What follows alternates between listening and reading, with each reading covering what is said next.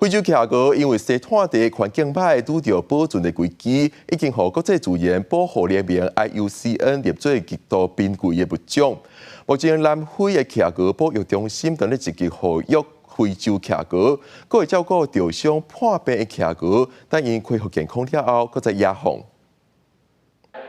这款徛哥位伫咧水边边淋水，维持晒个遐晒日头，毋过暂时天气正冷的南极。这款徛哥是生活伫咧非洲的非洲徛哥，这是南非的徛哥保育中心，专门保养照顾受伤破病的徛哥，等因恢复了后，再个野放。非洲徛哥的学名是斑嘴款徛哥，也叫做南非徛哥。保育中心讲，身体无好的徛哥拢会进化，走去附近的街仔路，避伫咧车下骹。因逐礼拜拢派志工四过巡逻，掠即寡破病的徛哥，送去南部非洲沿海鸟类保育基金陪病治疗，结果送来保育中心照顾一直到好势。虽然即寡兽医甲志工正努力伫咧护育即寡非洲徛哥，不过 NGO 非政府组织国际照片统计资料显示，非洲徛哥数量即马即个剩无到1万对，甲1991年42500对比，减超过7成。到2035年，生活伫野外非洲徛哥固定的绝种，所以 IUCN 国际自然保护联盟就将非洲徛哥列做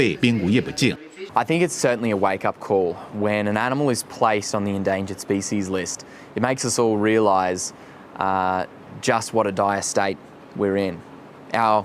icons of Australia, the koala, were just placed on the endangered species list. 南非国家公园的海洋生物学家艾利森科克讲，非洲徛哥数量减少原因包括食物无够、气候变迁、暴动、掠食者、疾病、石油化漏等真侪原因。不过上大威胁是营养无够，无法度找到有够的食物，所以真侪徛哥就袂生。自今年1月开始，南非政府对国内6个徛哥的生态地实施10年的商业捕猎禁令，避免人类甲徛哥抢鱼食。另外，还佫暗算要增加人工的收加新的生态地，希望会当增加非洲徛哥的数量。公司新闻，陈思东编辑。